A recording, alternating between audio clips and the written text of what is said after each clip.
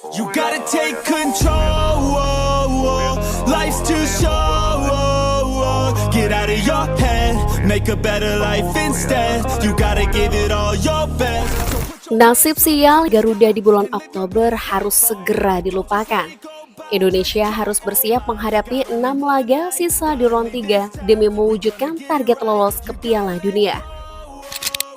Jika melihat klasemen sementara grup C, Indonesia berada di posisi 5 dengan raihan 3 poin.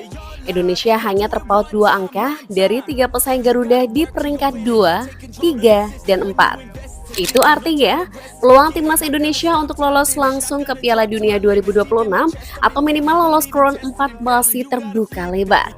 Namun jalan Garuda diyakini akan semakin terjal.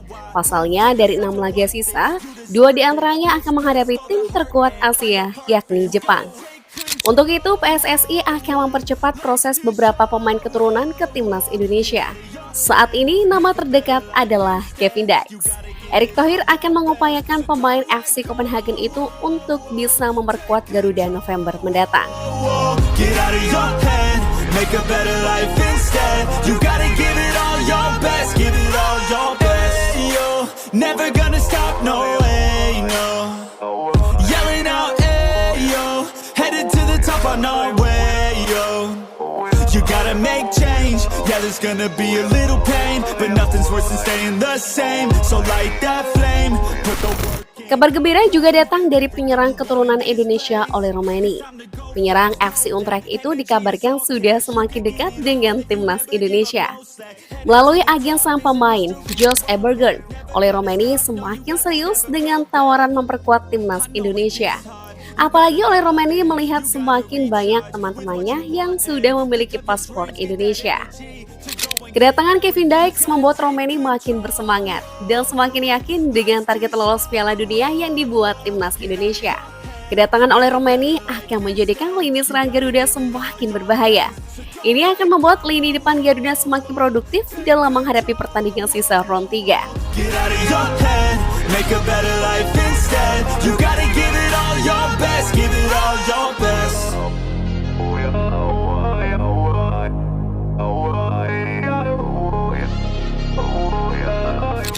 Selain Kevin Dykes dan Romani, 2 nama lain dikabarkan mulai merapat ke timnas Indonesia. Mereka adalah Jairo Ridoword dan Emil Audero Mulyadi. Menurut salah satu petinggi PSSI, mendatangkan Emil Audero sangatlah penting bagi timnas Indonesia.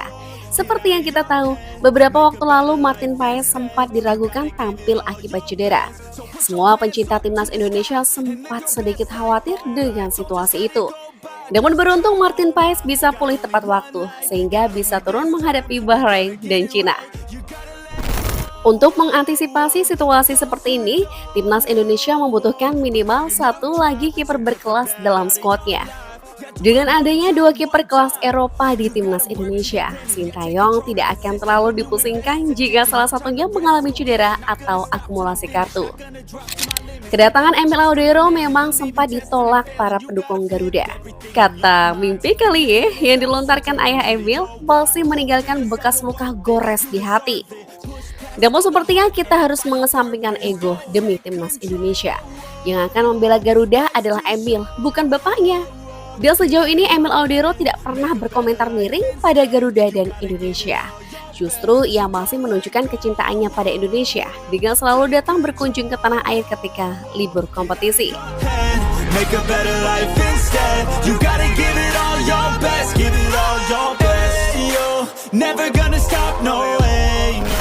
Posisi lain yang membutuhkan tambahan pemain adalah posisi gelandang. Saat ini Garuda hanya memiliki Tom Haye, Ivar Jenner, dan Nathan Choaon yang dipasang bergantian di posisi gelandang. Untuk itu PSSI tengah mengupayakan percepatan proses naturalisasi Jairo Ridoword.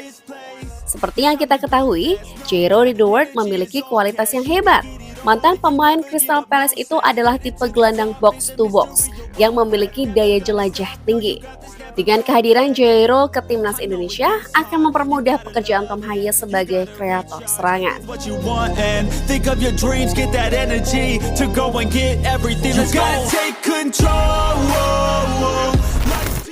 Selain PSSI, para penggawa Garuda juga sedang berupaya untuk meyakinkan pemain keturunan untuk gabung timnas Indonesia.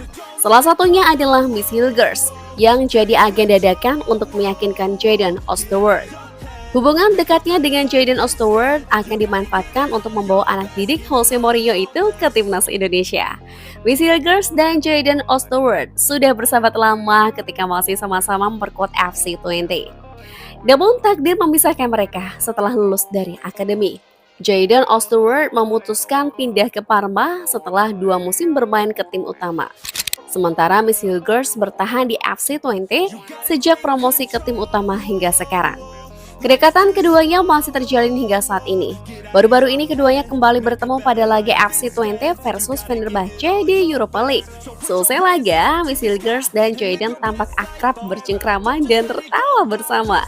Keduanya terlihat saling berbagi cerita sebelum kemudian berfoto bersama. Bahkan ibu Miss Hilgers yang ikut menyaksikan laga itu terlihat berfoto bersama Jayden Oosterwolde. Kedekatan itu akan coba dimanfaatkan Miss Hilgers untuk meyakinkan Jayden Oosterwolde memperkuat timnas Indonesia. Bahkan ibu Miss Hilgers akan ikut membujuk Jayden agar segera berseragam merah putih. Jayden Oosterwolde adalah pemain berposisi bek kiri yang memiliki kemampuan menyerang dan bertahan yang sama baiknya. Saat ini Indonesia memang sudah memiliki beberapa pemain di posisi ini, seperti Kelvin Verdong, Saine Patinama, Nathan Choaon, dan Pratama Arhan. Namun Pratama Arhan dan Saine Patinama sedang mengalami penurunan performa akibat jarang bermain di klubnya. Sementara Nathan Choaon hampir selalu dimainkan sebagai gelandang oleh Sintayong. Untuk itu, tenaga Jayden Oosterwolde masih sangat dibutuhkan timnas Indonesia. Ini bisa sebagai antisipasi ketika Verdong berhalangan tampil atau ketika ditempatkan sebagai bek tengah. Kemampuan dan kapasitas seorang Jayden Oosterwolde membuat dirinya sangat layak memperkuat Garuda. Selain posisi bek kiri, ia juga bisa ditempatkan di lini tengah bahkan lini depan. Jayden Oosterwolde memiliki skill bertahan yang baik, sekaligus kemampuan distribusi bola yang mumpuni. Hal itu membuat dirinya bisa ditempatkan sebagai gelandang jangkar atau gelandang bertahan. Selain itu, ia juga memiliki kecepatan dan skill yang menawan. Hal itu membuat dirinya juga bisa menempati posisi penyerang sayap. Kemampuan dribbling dan akurasi umpannya akan bisa mempertajam lini depan timnas Indonesia. Dengan kemampuan yang dimiliki oleh Jayden Oosterwolde, timnas Indonesia akan dapat 3 keuntungan sekaligus jika membela timnas Indonesia. Kita akan melihat sosok Denzel Dumfries dan Gareth Bale di dalam dirinya ketika ditempatkan sebagai bek kiri ataupun penyerang sayap.